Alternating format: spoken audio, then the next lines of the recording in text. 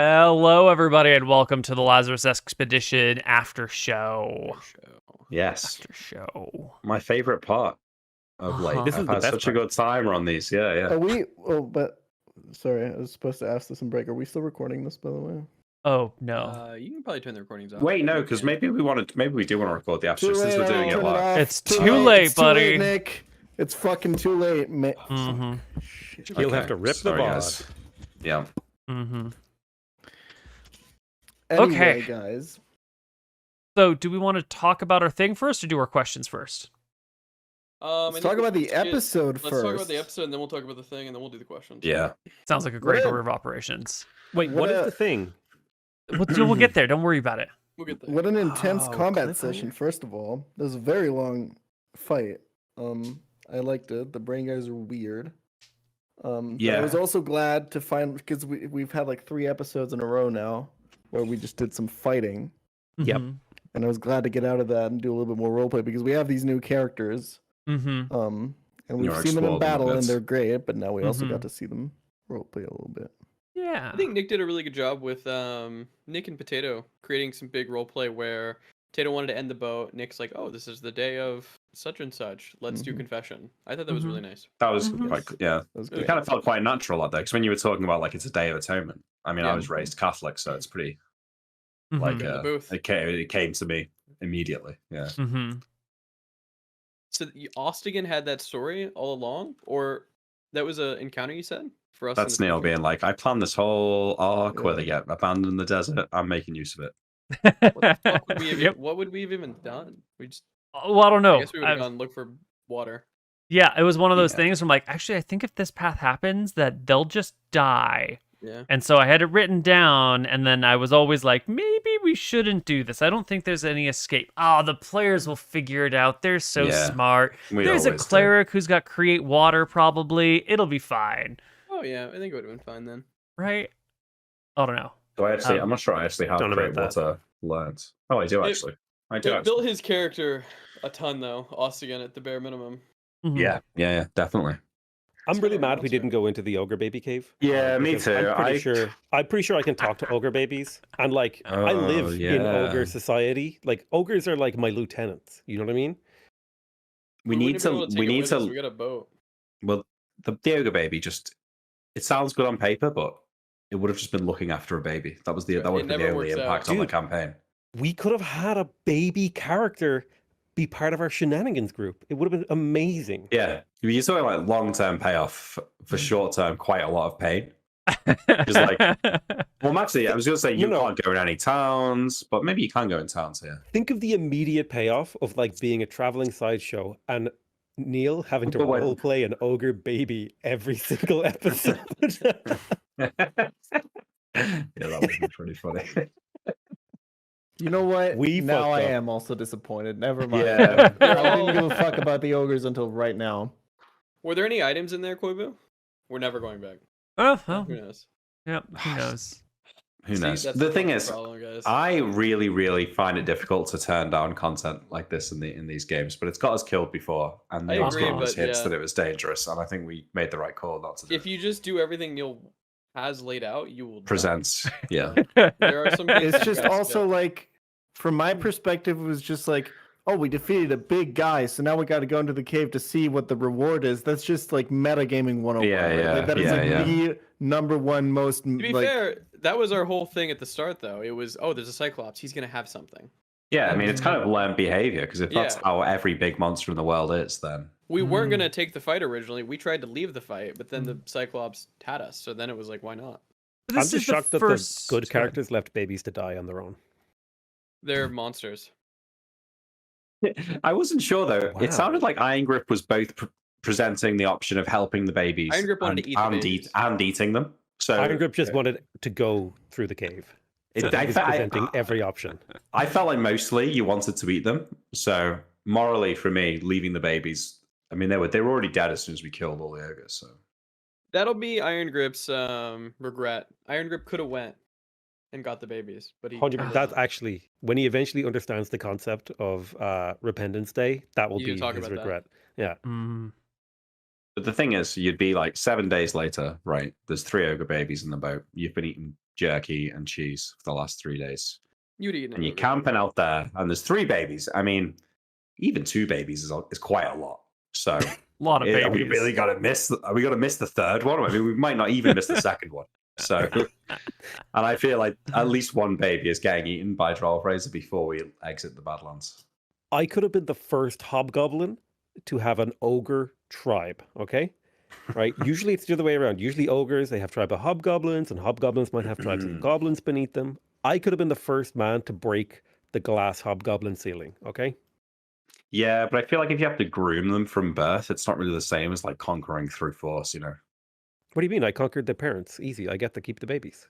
Yeah, I guess so. No, You that's keep what fair. you kill. Yeah. And this is how the real world functioned for tens of thousands of years. Yeah, it's kind of insane. Yeah. Isn't that like how I believe like Native American tribes, like they would just take, like if they came across an enemy tribe and they had kids, like it's like, oh, these kids haven't been raised to be enemies. They would just like take a lot of them in and raise them as That's their own. nice. That's That nice. sounds nice. This That's is very like sick. immediately after they have killed their parents. Yeah, but the alternative is just putting them all to the sword, which is probably more common in Europe.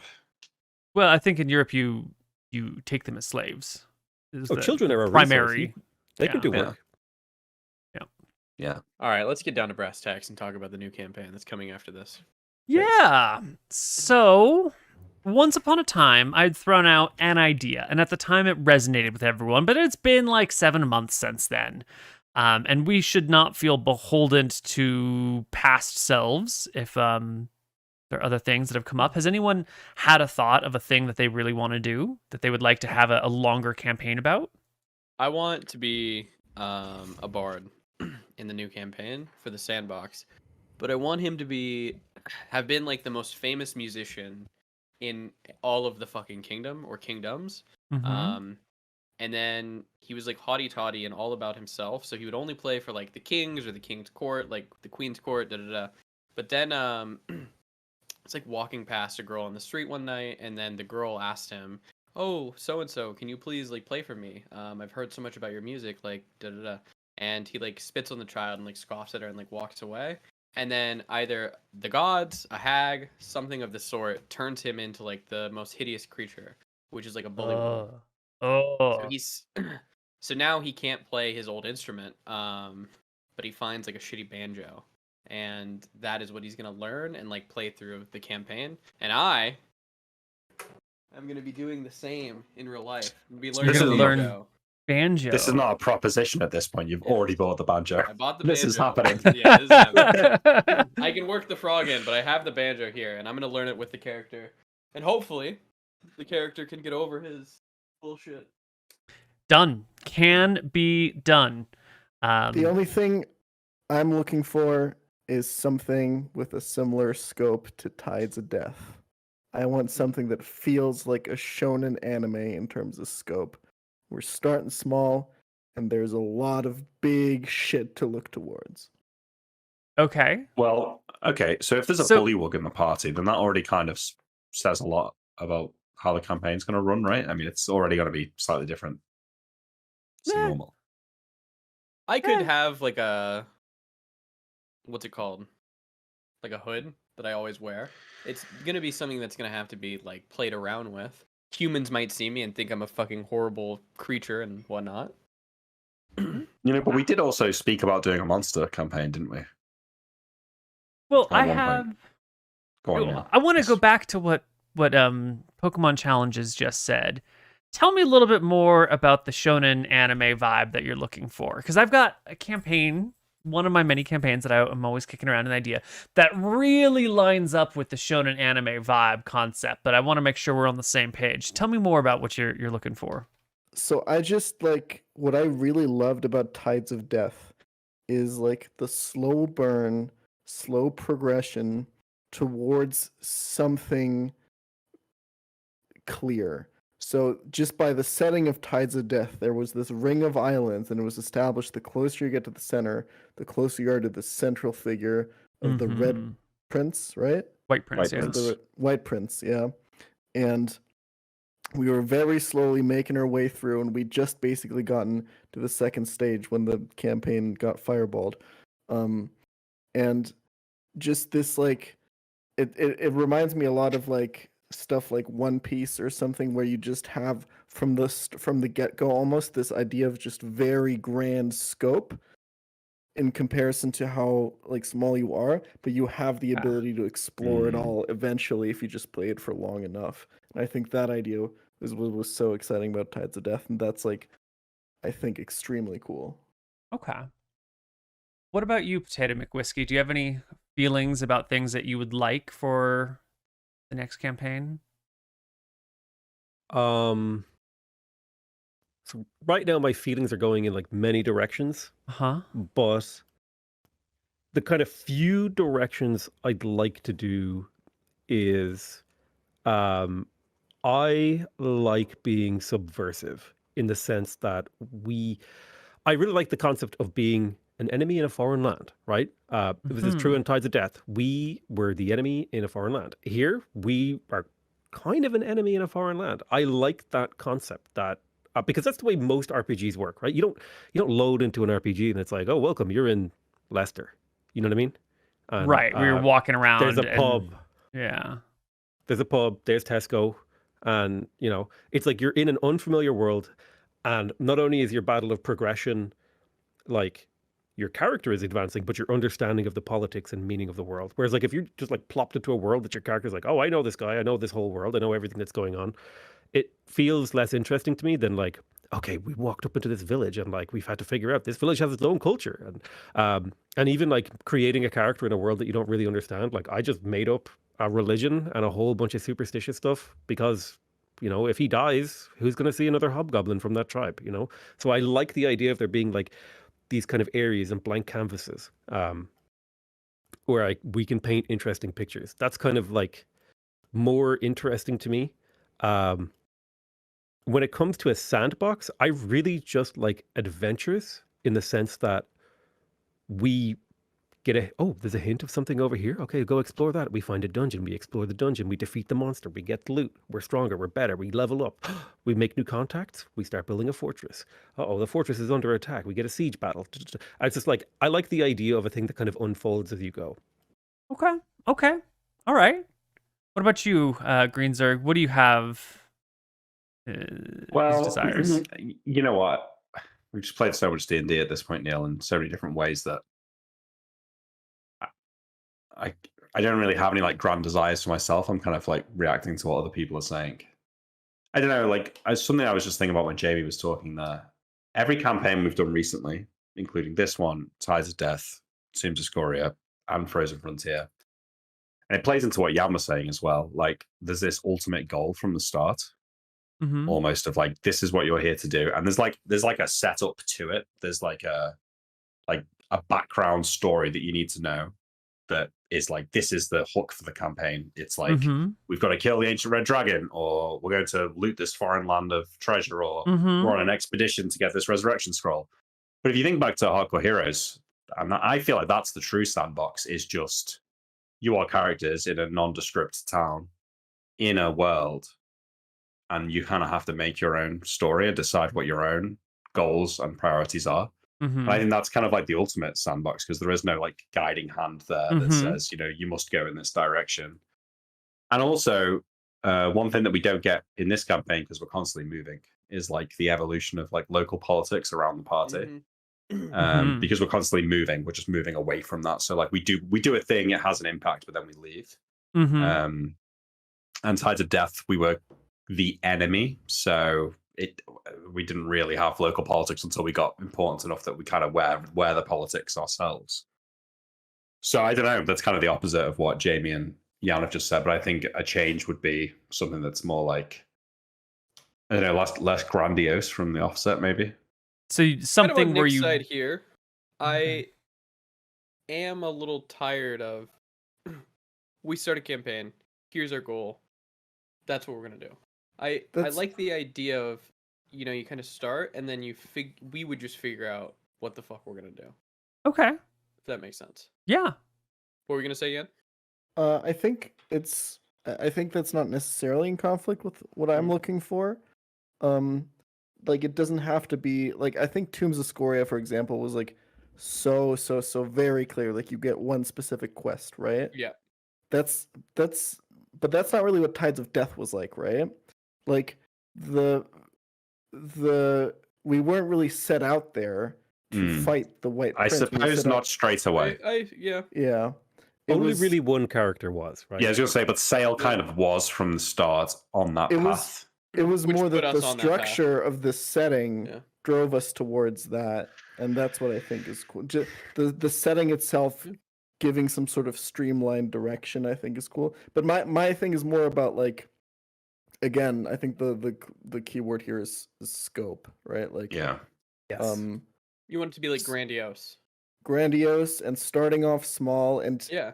looking at things, you know, like in like you're playing an open world game and you see a massive mountain in the background. You're like, I could never get there. That must. Yep. But eventually, you were like, oh wow, I can actually get there and climb up there Yeah. and stuff like that. So yeah. you don't need when like it comes to Oh, you can go ahead. when it comes to what Peachal is saying, I do like the idea of there being like an antagonist that we can't like just go straight to the antagonist to take him out. Like we couldn't just march up to the White Prince's castle and take him out. But he was there, right? From minute one. And Well, he can I just infected comment on that idea? An antagonist that develops because of the actions of the party organically is maybe more satisfying than one that's kind of like just there from the start. I agree. Okay. Because when something's there from the start, it kind of feels like everything is then built upon eventually getting to said antagonist. Whether it be like disrupting his or her like lower level minions or something like that. I think that it could be a good thing to try out. Just like your 4 characters. What do you want to do? Yeah, I think what also hits on kind of what I'm describing is what was so cool about Tides of Death is it was really cool to imagine what was beyond, right? It was really cool to imagine what was in the inner circles of those islands, and there was hints of that and glimpses of that with the White Prince's army, and the idea that we could actually find out what's going on in there. That was what was so cool, right? So like, yeah. Like Tides of Death could have been the campaign I'm talking about if we were part of the Dardanelles from the start. Like if we weren't natural enemies with The White Prince. the forces of the White Prince, then that would have been like a perfect setting for kind of what we're talking about, which is you've got the immediate scope. And there is an I'm looking at antagonist. Neil's face, and he's about to tell us that we're going to play in the Farron Empire or something. I know it. Like you've got this White Prince figure who is a potential antagonist, but he's not like against the party. Yeah. He could also be your necessarily. ally, though. Yeah, which is interesting. Then it's like, do you make a deal with them, or I mean, maybe we did have that option in Tides of Death a little bit. I don't Like, think we did. could we have? Well, in theory, we could have killed Sale and allied with the White Prince, couldn't we? Could you really do that to your? No, we would never do Yeah. that. But in theory, the characters could have done that. But I think Yeah. we've made our Yeah. I think we've made our intentions very clear. Let's Yeah. hear what Neil thinks. So Yeah. we're looking for a campaign that doesn't come with a here's the thing that you're born to do, here's your overriding storyline. Yes. Yeah. We're looking for a campaign where our players get to sort of explore their destiny, but inevitably get wrapped up in some sort of storyline or storylines. We're also looking for a campaign where we either get to come back to the same areas over and over again or kind of stick around in an area so we can see how things change and we have a more permanent influence rather than like fucking off and our actions don't have consequences. Yeah. One more quick thing to add for you is we're totally, I think we talked about this in the past, you guys can correct me if I'm wrong, but I think we're looking for something, how animes are like, they have arcs. Yeah. So our characters could go on an arc and then we could complete our own mission, and this could take like, let's say 4 months, and then we're going to take a break and do a quick time skip or something like that. We're going to take a break in real life on that campaign and do another campaign for like 3 months to 4 months. And then once that one's done, we'll come back. And then a year has passed. What's happened since then? Okay. And then we This pick could it be back cool, up. yeah. That's an easy thing to build into the game, and then we can take breaks as, Needed. as needed. And if it feels like we need a longer arc, then we can do another short one or whatever. And okay. Yeah.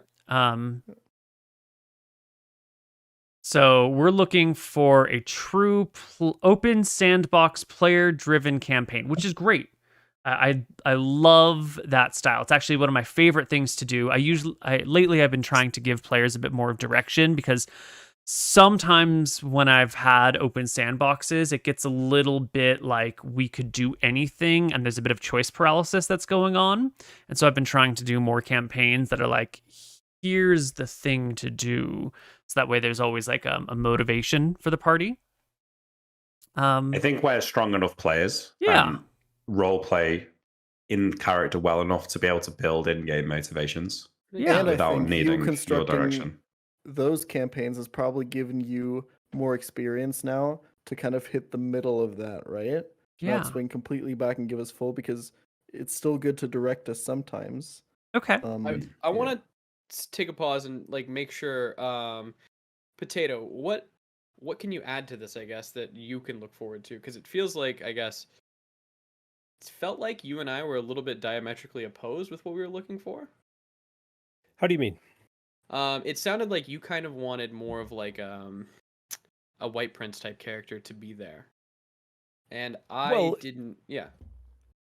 To clarify, it's not necessarily that like there's a White Prince type character there. Mhm. It's more that there's like a hint of something that you can go up against, right? Yeah. Like in every like RPG, you start off, it's like, go kill rats. Well, did you hear about that castle up north? Yeah. Yeah. You know what I mean? Yeah. Like Okay, that kind yeah, of a thing. I agree. I think that's on Koibu to leave like the Okay. breadcrumbs, Yeah. and that's what this kind of campaign, in my opinion, does so well. Is that we don't come in with it like we need to go and eventually kill the White Prince, so all we're gonna do is now like focus on him. It's like, oh, there's like 3 things that you heard in town today. One is like this guy named Saint Vicious. One is like about the mines in fucking Moria, and then there's like another thing where you could just go like farming for like the week. Yep. And those are like the breadcrumbs. But then there might be, and there probably usually is, like a big overarching story happening in the Yeah. background that you might want to get a part of. So like Yes. you know how there's like TV shows that are mostly episodic, but there is an overarching Storyline going on in the Story? background. Doctor Who and the Buffy. episode, Perfect. Yeah. Yeah. And the episodes that have the overarching story are usually the ones that you look forward to They're the like the most, best ones. right? Yeah. Yeah. Yeah. Yeah. Season finales, Wow. yeah. Okay. My perfect game of D&D. Did any of you guys watch Stargate? A No. bit. Okay, so like Stargate is episode 1 and 2 of the season. You get the story arc set up for the season. Mhm. Episode like 3 to 18 is random adventures with like little sprinkles of story. Episode 19 and 20, conclusion of story. That is like the Yeah. perfect D&D No, arc I for me. think I agree with you. It would be Okay. like the conclusion of the story around like episode 20, but then our characters would go on like a hiatus because we've done the thing that we wanted to Yeah, do. yeah. Because We like have we a don't boss. want, You know? because we already Yeah. have a campaign that is completely episodic. That's Cosmos Kitchen, Yeah. right? Yeah. That's Yeah. not what Mhm. we want. Yeah. But I think this it is is just a nice good- to have like episodic things to do to like level up. Those things have to happen Yeah. sometimes. Yeah. I was just gonna say, like, for the actual like nature of running the show of a long sandbox, we don't want to get into a position where we're doing a 100-episode campaign. It's nice to be able to do 20-episode arcs, take a break, do something else. I think a 20 Yeah. episode arc, Keep we it take fresh. a break, we release a 30-minute YouTube video of like, hey, here's what happened in the last arc. It's completely animated. Watch this and you'll be ready for the next season. Sick, yeah. It's Yeah. like we're doing seasons. Yeah. Yeah. Okay. Next set of questions for you all. Do you want to be in completely new lands that you've never played in? Or do you want to play in, we could set it in ancient back in Arcadia, Drakus. we could do modern Arcadia, we could do Dardennes, we could do Solemn, we could do Rabara, there's a lot of places that have already been established that we could play in, or we could do completely wild and new stuff, or maybe you don't give a shit about the setting. So I have an opinion. I feel like we've Yeah. done a lot of like adventuring in the wild. I kind of want like an urban campaign. Like if there's a giant city somewhere in your world that like has an underbelly or like a sewer system, You or, know, something what- like that. What if Okay. it was placed in the Tides of Death timeline in one of the main cities in the center of the Dardennes? That way there'd be a No. link back to Tides of Death. I It'd don't be an think I urban want to go campaign. back to Tides of Death area. No? It Okay. I also just think- feels really restrictive. Yeah, we are. then we're doing islands again, and Yeah. there's only Yeah, I so much you can suppose, do yeah. on islands, right? Yeah. I think I'm interested in something in the city, like Potato's talking about. I'm torn between one and the other. One wolf in me wants to play in the area that Nick and Sean and like everybody created, the Hardcore Heroes era, and then another wolf in me wants to go out and make a new era that is like Yeah. this is the cool spot. It's not Drekis anymore. That story's been done. Yeah, The I new think area is like that over is. here. And if And Neil's I already know we planning could do something that. else, Yeah. I think we probably should, right? It's kind of like our responsibility, I think, at this Yeah. point, is Well, I to mean, set there's- up the next. There's also all of ancient Arcadia, which hasn't been explored pretty much at all. And it's technically the same landmass, but like visually, geographically, I it's think that's completely what different. Moot and I are saying. Like, I think the reason why Tombs of Scoria and all that was so good and satisfying is because it was all building upon Hardcore Heroes and Georg. Yeah. And I think agree. that has kind of been done now. And I know, Neil, you're planning new stuff there, so I don't think we need like a second new campaign in that aftermath. But if this is going to be a long form campaign and we're going to be doing other campaigns around it, and probably you'll be running other campaigns around the same time, maybe this is the right format to set up that new, like, it could be at any point in time, any place really, but it could be the basis of this kind of Hardcore Heroes-esque set up to an area. Okay. All right. But another part Nick, of me thinks that we should like maybe do it in continuation with the timeline, because is there a real reason to go and make a whole new thing when we have the old past stuff that could be like hinted at that people could go check on, and we can just still do cool shit in the future? Yeah, Well, what if there's it's always- 500 years after Scoria, maybe, or something there's like that? cool shit Yeah. everywhere, so we can set it like wherever we go. There'll be fun things Yeah. to do. Well, it'll be great. Absolutely. I want to know a preference for systems and like magic levels, unless you had something Pokemon. Yeah. One last thing, Just go ahead. real quick, my input on the setting. I don't really care. I think Mhm. Neil's really good at making settings. I think the setting having some sort of central theme is kind of good, or just some idea behind it, because it's just easier to make characters. Instead of just being a completely blank slate. But I think in terms of just like timeline and setting, I think it's Neil's world, and I think he has a lot Yeah. of ideas for I agree. stories that Yeah. need to be told there. And I think in the end, if he thinks there's a really cool story to be told somewhere, then I completely trust him to find something really cool. I agree. I James, what were disagree. you gonna say, It's the Potato? players that make the story. No, I kind of like the idea of us. Like, this might sound a little bit weird, but we play like a dynasty through I ages. agree as well. That could be cool. Like, we play a house, if that makes sense. So like one of us is like the older uncle, and we've got like a squire, young knight. I don't know. These are kind of like ideas I would jostle around in my head. Maybe not necessarily for this sandbox, but that was just an idea I think threw it out in could my be brain. cool to like turn it into that if we wanted to, right? Yeah. Let's say like Mm. one season we get a castle or whatever, and then we're like, you know what? These characters, their story's told. Why would they want to continue adventuring? Blah blah blah blah blah. But we can play as their kids, and then Yeah. Time we skip have 30 years. yeah, we time skip like 30, 40 years, Well, and then see where Boruto we're at. it, yeah. I think Okay. that could be really cool too. I'm on that side. All right, well, let's talk about like levels of magic in the world. And levels of magic are directly tied to how like outlandish and overpowered things can be. So a high magic campaign, there's a lot more suspension of disbelief and a lot more like wild things happening. A more low magic campaign, it's going to be a lot more gritty, a lot more nuanced, a lot more oh my Well, god, I didn't have the dagger on me and now we can't cut the rope, or whatever. So are there any feelings about It might help us to understand how would you, on that scale, how would you describe Tides of Death, and how would you describe the Lazarus Expedition? Lazarus Expedition is middle high magic. Tides of Death is middle low magic.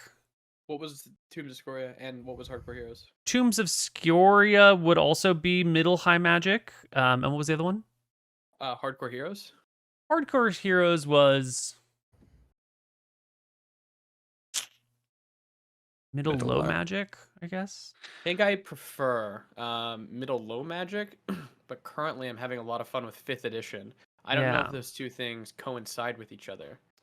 Well, usually the 5th edition campaigns tend to be the higher magic ones, and the 2nd edition campaigns tend to be the lower magic we're not ones. talking about edition yet because I've got thoughts on what. Yeah, play. but just Okay, just so in Let's stick to the terms magic of discussion. the availability of magic and magic items and magic people, and like, here is a creature from another plane that has appeared for unknown reasons.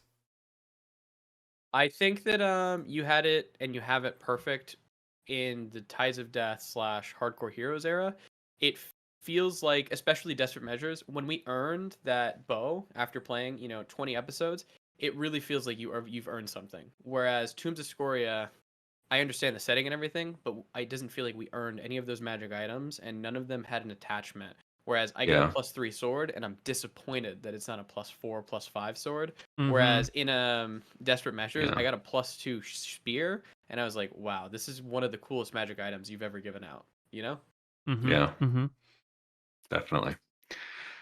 Other people, don't know. magic levels? High magic thing go ahead. can work, but I've got a soft spot in my heart for kind of basically what Mooch just described is a feeling that I want to recapture, and it's hard to get that in a high magic world, I think.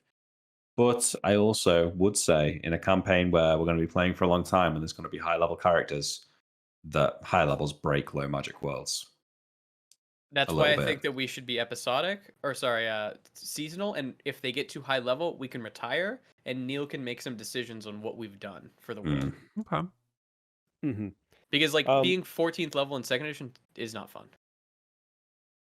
Well, it is fun in a certain way. Oh, what were you gonna say, Jamie? I think I prefer. I think it's more exciting when you have a high magic world, in the sense that not necessarily that there's like an abundance of magic items, but more so that there's an abundance of people with magic, magical abilities like arcane archers or paladins, clerics, eldritch knights, all these kind of cool martial magic classes. But I'm also really love the idea. So I'm happy with that, but I also really love the idea of an extremely low magic world where like even wizards are rare. Like even just having magic is rare. I think if we're gonna do something like even wizards are rare, I don't think any of us should play a magic caster for like the first campaign, right? Yeah. So Yeah. we can actually feel that. Agreed. We would all be It like, would add to that sense of scope, I guess. Yeah. Okay, so you want both magic empowered people and no magic at all. so I would like either a lot of magical people without magic items, or just like almost no magic at all. Okay. What you mean by a lot of magical people is you're talking, I would assume, more like you want to Druids, see that bards, there is clerics. a really cool fucking wizard in this tower that we hear about, and he's doing big things in the world. But we don't necessarily meet him. Yes. Or do I you just mean think like that- there are random duders walking around who have like, spells and stuff? But I mean, like we might run into like Abdractar Plaguebane, right? Whereas in a low Okay. magic world, that would be like fucking super rare. Yeah. right, okay. right. Okay, so you want either like crazy rare magic or we have cool magical enemies to fight. Yes. He wants Okay. both, yeah. Okay. But I'm also very like I also don't mind because I always just adapt to the system. These are just like ideas. I Yeah, just yeah. think that we've played campaigns in this world now, and we've all played a lot of D&D. I just think, like, from a story perspective, in a vacuum, if you have this like really low magic world, oh my god, first time you run into a spellcaster and he's using magic missiles, and from the character perspective, that's like, oh shit, there's like magical bolts being shot at me. But from a meta player perspective, you're like, okay, yeah, he cast a magic missile. You know Yeah. what I mean? Like, it's if you're going for like a wow effect, by like contrast, if you're going for like a wow effect, it's like, oh, the magic is so rare and that makes it special.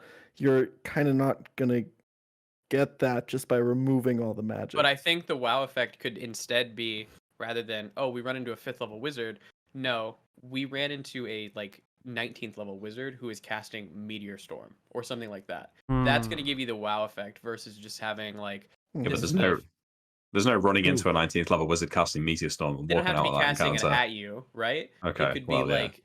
like, for some reason, we see this 19th level wizard fighting don't Well, you know. could imagine a Such a situation tough- where a super powerful wizard restricts the ability of others to get into magic, right? Destroys magic schools, restricts Oh, the he spread pulls of the ladder magic up behind him. item. Yeah, essentially, Yeah. yeah. So there's a few powerful wizards out there, and then maybe there's the odd gifted person who can, or is lucky enough to be gifted and live next to the one wizard in the country. But Okay. But I am on Pokemon Challenge's side of like, if I saw someone casting a magic missile, I wouldn't. I'm be like, who impressed. cares? Yeah, Yeah. out of character. Out of Even character. My even if character it's might be. really rare in that campaign, it's still Yeah. not like out of character, I've seen it a million okay, times. It's yes, but if we were playing, say, I can work second with edition, this. Yeah. Right. some of the spells are so broken that if they weren't in the game, you wouldn't have to balance around them. So, for example, if there's no wizards out there casting Sleep without a save or casting Stone Skin, you don't have to worry about it. The campaign's not balanced around it. But then when someone does turn up and cast Stone Skin, yeah, you've heard of it before, but now this motherfucker is essentially unkillable. And it has a cool in huge impact. Whereas in 5th, it's like, okay, cast Magic Missile. Wow, so scary because it's just the same as my sword. I agree with Nick there. The cool spells aren't the spells that you use for damage, usually. The cool spells are like, oh, fuck. Neil's describing a guy who's all steely gray. What does that mean? Yeah. Oh. Okay. It's, Well, yeah. I think I've got enough from you on magic concepts. Let's talk okay. systems. 2nd edition, 5th edition. When does the new D&D shenanigans drop? D&D1? Yeah, is that what they're calling it? Why are they calling it Think so. D&D 1? That's a terrible name. it's like when they just made Modern Warfare 2 again. Yeah, again. Nick, you said you had some thoughts on this? Yeah, so Yeah. listen, I feel comfortable saying this because I know I'm going to get pushback from other people. So if I felt like everyone was going to agree with me, I'd be more concerned about maybe saying this. But I just feel like, hear me out. Rules as written, 2nd edition, death at 0, no crits, no house ruling the spells, no messing around with any of the rules. Just do it as it was written, the same way we did for Hardcore Heroes. And I think, unironically, sometimes you might say like, "Oh, this house rule makes sense." Yes. But after 5 years of making house rules, it just got to the point where it was kind of like not working as intended. But also, I'd be happy to play 5th as well. I am enjoying 5th, but I do think this low magic thing works better in 2nd.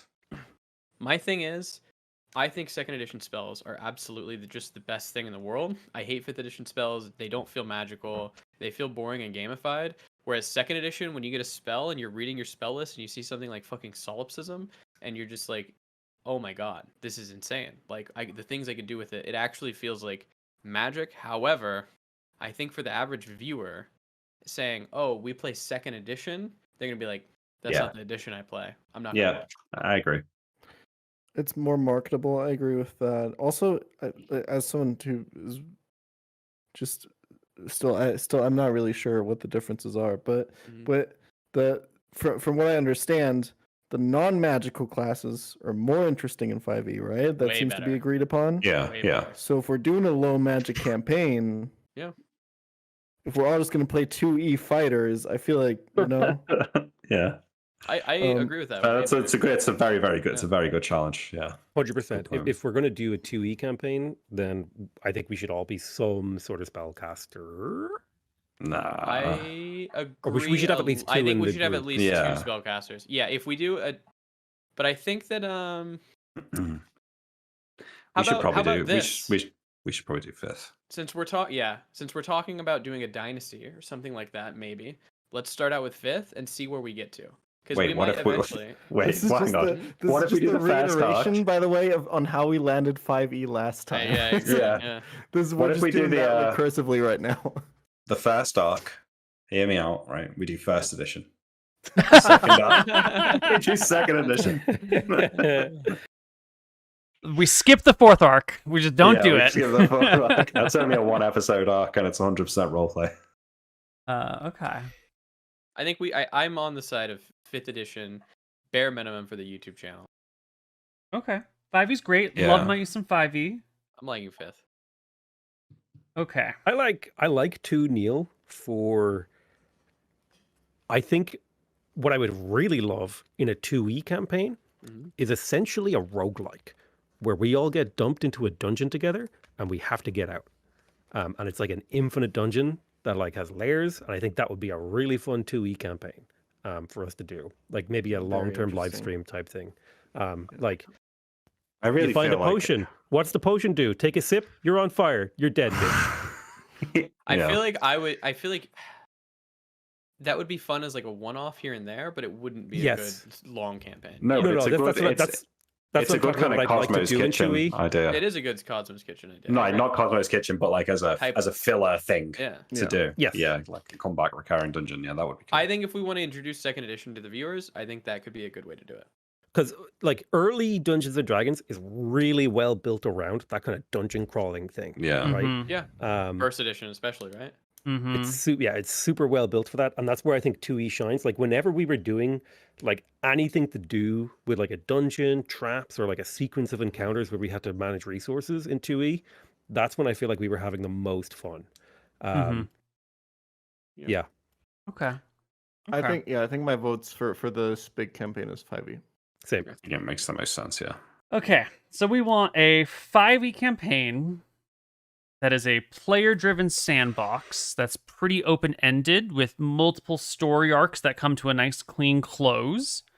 That might involve a lot of urban activity, and definitely involves at least being around the same area, or Yeah. doing things and coming back to the same area.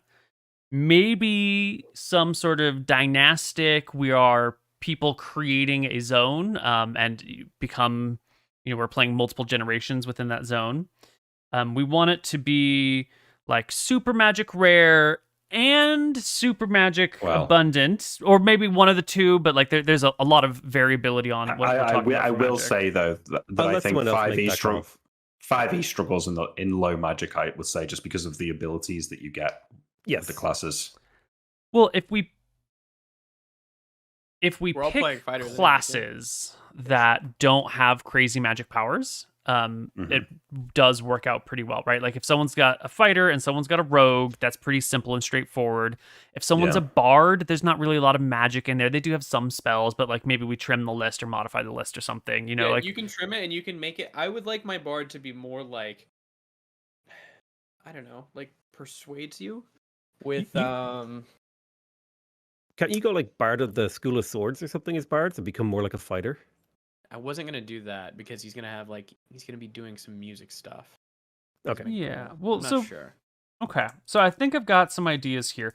The campaign we had talked about last time was playing as dwarves at the early dawn of civilization, and I have some grand story ideas for what would be going on there, but they're a lot less like, here's a thing you have to do, more of a like, this is a thing that happens to dwarves at the beginning of time, but I don't really know how it's resolved. So after the players do some stuff for a while, we'll see like this event, how does it impact the dwarves? So there are like I'm totally down to play storylines, that. but it's a lot less like do the one objective and more like dwarves get kicked in the nuts. Let's watch it happen, everyone. I'm super down for that. I think the early dawn stuff. Is there really a big city in the early Well- years? But the big city is these are things that are like, this would be nice, but I'm happy to play in any campaign. Yeah, I agree with that. But I'm saying from my experience in that time period, there's not like a huge amount of politics. There's not a huge amount of big cities. Like I wonder if that maybe doesn't work as well with those two Well, goals there. But I'm sure you could make it work, and maybe the dwarves do have a big mountain city. I can find a way to finagle things, and let's talk about cities just for a brief moment here, because we use the word city to sort of mean like a central area of industry and politics and communication and trade. But like in the real world year, like 650 BC or 6,500 BC, like the great cities of Egypt had like, 10 or 20 or 30,000 people. Like they weren't huge, but those were like the epic cities of the time. Yeah. And you fast forward to 0 AD and Rome has like a 250,000 people or something, and it's like an amazing city. But nowadays, even if you live in a small city, your population's 100,000 or more. So when we talk about city, I just want to narrow the field a little bit on what we mean. Do we mean lots and lots of people, or do we mean like the center of governance and power? Well, when I was thinking of an idea of like a campaign that's mostly centered around a city, I was thinking of like we're like essentially ants in a giant anthill, and we're squirreling around doing things. But if it fits the setting better, I'm okay with it just being the center of power, and it's not necessarily a big city. Okay. I think maybe what you're going for is that feeling of small fish, big pond. Yeah. Okay. Well, I just see we spend a lot of time in the wilderness, so I thought it would be cool to have a campaign centered around an actual like political Okay. location. Okay. agree. Okay. So even if we're centered around a political location where things are happening, but like it's not a million people in this city, it's like a small city of Yeah. 20,000 people, that still That's fun. scratches that itch for you. 100%. Yeah, it could just even Okay. be in the area. Eventually, getting to the city could be like a thing. Like Okay. Hardcore Heroes, they were in Shirebrook. Shirebrook. Yeah, Mm-hmm. Okay. No, that's perfect. That's great. That solves, that integrates a lot of things. Okay. I would, if it could be possible, I would like Neil if you could like work with everyone a little bit on their backstory, in the fact of like Nick wants to do a character and he has this in his backstory. Prequel episode with like Nick and Potato, with what happened in their backstory. Prequel episode with me and Pokemon in what happened in our backstory. Then boom, first episode. Like what we I did thought- at the beginning of Tides of Death, right? I Yeah, thought that what was happened with really Tides of good. Death was really good, and I wish in the Lazarus expedition that we could have seen like Good King Arnold in for like an episode, like what he's done. You know? yeah. I Yeah. felt like it missed it. Yeah. I do feel like think- that too, actually. I do think for narrative purposes, that doesn't necessarily have to be the first session of the campaign, though. It's true. I agree. I think But I feel like it helps Hmm. your character, or you know your character more, if it is. Yeah. absolutely. Well, we've done that in the past where we had, when people couldn't make episodes, we did backstory episodes for the characters. Yeah, No one that can was- make was it, so quite it's just nice. going to be me and Nick, and we're going to do what Nick's character was up to in the past. And that was a really good way of filling, like, sorry boys, the house is on fire, I have to cancel today. Yeah. But Okay. it was also quite good from a player point of view because it let you get to know your character a little bit in the campaign and then Yeah. have some ideas and then go back and kind of fill in the backstory at that point Mm-hmm. to like set yourself up later on in the Mhm. campaign, you know. Okay.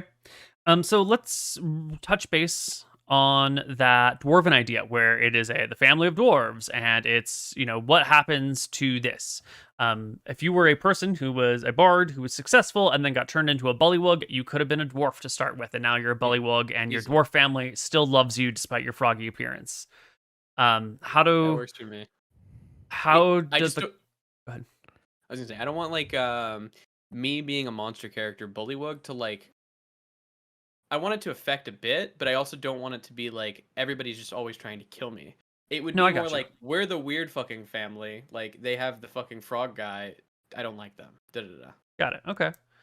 How do people feel about playing a clan of dwarves specifically? Any I feelings? I on love that? that idea. Love it. I If like I it. get to do a Scottish accent for 30 weeks in a row, I'm in. You haven't been Um, doing that so far? Aye, laddie. Sorry. I'm down for this setting. It sounds cool. It sounds like you have a lot of cool ideas for it. Okay. Nick, could you lower Maybe you yourself? sound like it. it doesn't sit right with me, Neil, I'm not gonna lie. Just be a monster character like me. I think Okay. yeah, maybe. I think I can get past it.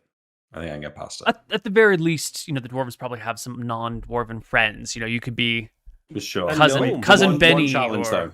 Mhm. One challenge though is if we are Nick going the to do this gnome. like time skip thing, Mm. it's more difficult with dwarfs because they live so fucking long.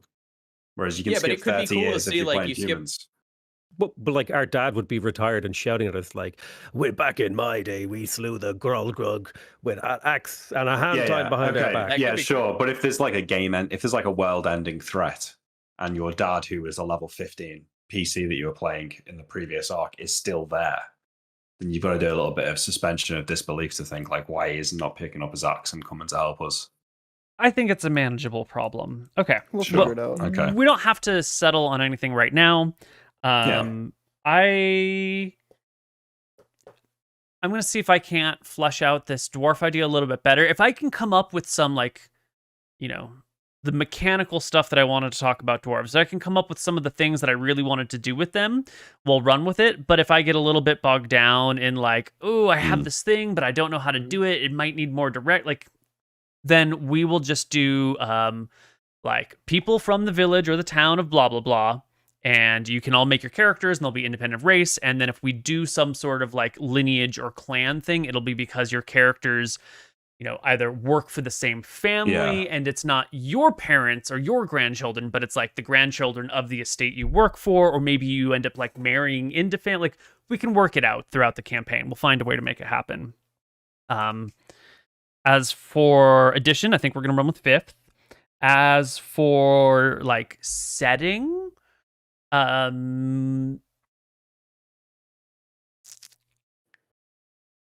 it's Dwarfs at the dawn of time, right? well, I meant like, do we do it in like primitive Arcadia, or are we going to go like check out Solemn in the during the Age of Might or whatever? That'll be subject to all the other decisions. And then we'll just pick a location based on that stuff. But yeah, I think you probably are best place to pick that, Neil. To be honest, yeah. Yep. The only environment that I've ever heard anyone talk about is cities. No one has expressed like, I want to visit the plains, or I want to play in the jungles, or give me a littoral region. I want doesn't to be sound in a like- mountain. I want to be in a huge mountain city, if possible, like the Mines of Moria. Big mountain city. What when you say mountain city, what does that feel to you like? Like Lord of the Rings, when they go into the mines and it's taken over with all of the I don't know, fucking goblins or whatever. Like that city where you're walking and it's like completely lit by lanterns. It's huge and vast. That's kind of the vibe. Okay, that I feel but like. that was like definitely an underground city. That was like under the earth the whole way.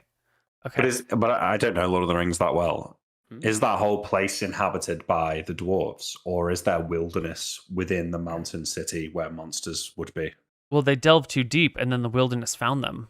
But before that, it was just like dwarf town. Dwarf. Made it. Yeah. Yeah, it was like a tunnel from one like, side of the mountain to another, and a dwarf city inside. But can you get like, you know, if you're in a village, you can get a quest to go to the swamp and kill the Hydra. If you're in a dwarf underground city, is there a quest like that? The quest would be like leave the underground area and do the blah blah underground blah. city. Go do the thing. Oh, okay. Yeah, I'm cool if it's not you in the underground as well. I just think it's cool. But you're looking it's for more like so it's cool to have a city that's like a dwarf city, okay. right? That's Okay. I think the real if we discard all of the other things we've talked about, the real meat here is that a lot of the time when we play the game, we like go from place to place and nothing, like we never see the consequences of the things we've done there. Okay, That's what's no, happened I've got for like the past 2 campaigns. Yeah. this all actually points us more in the direction of the dwarven stuff. Perfect. Because I have an idea of how I think that the Tolkien dwarf concept is actually extremely well built. I think that the way they describe dwarves physically and mechanically actually really lends itself to develop the sort of lore that dwarves develop.